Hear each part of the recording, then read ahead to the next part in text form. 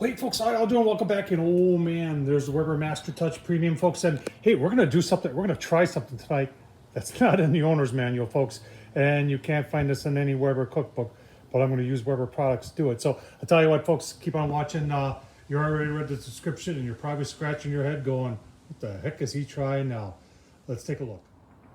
All right, there's the diffuser plate that comes with the Master Touch Premium, folks. It's stainless steel. It is diameter is about 13 inches right there, and you know it's got the charcoal grate underneath it. And I was thinking, well, why couldn't you use this as a flat top, right? No? Well, there's only one way to find out, right?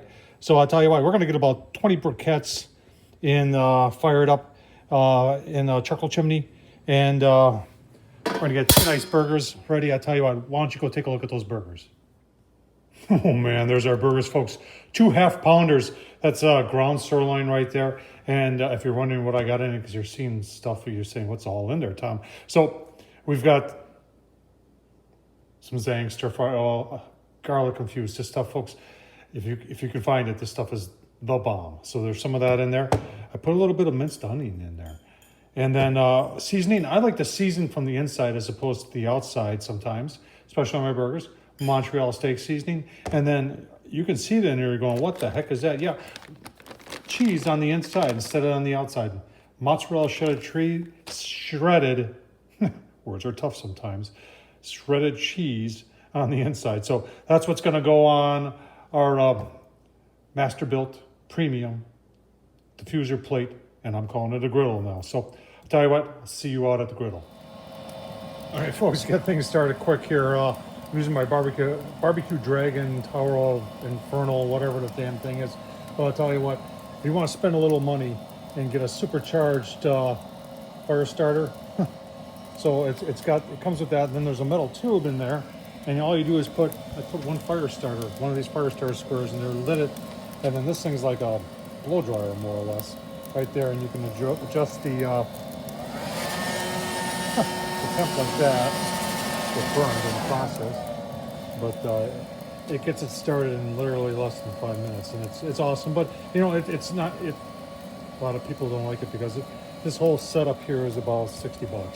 BarbecueDragon.com. Check them out. If you like it, you know, go for it. If not, you know what? I got one. I like it. I don't use it that often, but when I'm in a pinch and I need to get something going, charcoal going fast, this is the way. So we'll get these going, get them down in the, I got the charcoal ring underneath there, you can't see it. And then we'll get what we think is gonna be our griddle on. So keep watching. All right, like I said, in less than five minutes, that was Blue Bay Kingsford. If you're wondering how many there is, I got 5 handfuls, so about 5 a handful. So about 25 briquettes in there, give or take a couple. And we'll get our griddle top, is what I'm calling it, on there and see how hot we can get it. All right, I got a diffuser plate on there. This thing is double walled, so we'll be kind of curious to see if we can get that hot enough. And some of you may be wondering what happened to the cover on this thing. You know, you got to take that off. That had to be a big deal. Folks, I have done, and when it comes to this, I'm going to defend Weber on this hinge. This hinge is awesome. And the remove the kettle top, the lid, all you got to do is loosen this thumb screw right here, and then that slides right off. And you got even a high heat touch handle over there, and you got your handle over there. So a lot of people are saying, you know, there's no handle in the middle, but you do have 2. So you can pick this up when it's hot, not a big deal. And Weber did a really nice job on that. So we're just gonna get this heated up here and give you a look-see once I think I'm ready to put those burgers on. All right, folks, the cover's been down. We've been on for 5 minutes, five minutes. And you can see we're just about 300 there. Let's see what the griddle / diffuser plate is at. Oh, okay. 340 in the middle. On the sides we're just, you know, the high 200s. I see some 240s, 250s. But we're going to put this back down, give it another 5 minutes, and then we're going to spray a little canola oil on there, and then we're going to get our burgers on. Oh man, folks, here to sizzle. 2 burgers on there. It's going to be awesome, folks. Give you a look-see once we do a flip. All right, folks, 2.5 minutes in. Let's let's see how our diffuser plate slash griddle is doing. Look at that. That's nice. Oh, man, that's real nice. So we'll keep on going here. Give you a look-see one more time, and then we'll plate it up. But tell you what, can you use the diffuser plate as the griddle? I think you can.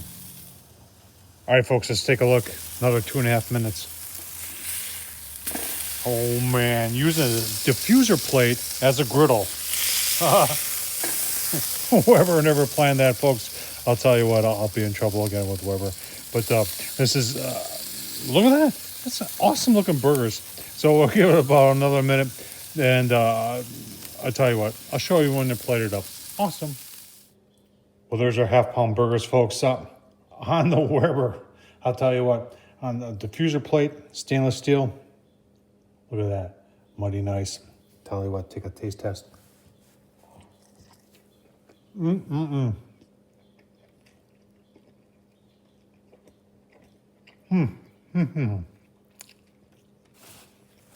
That's a beautiful burger right there. Folks, Tom Horseman at YouTube. Thanks for watching. I appreciate it.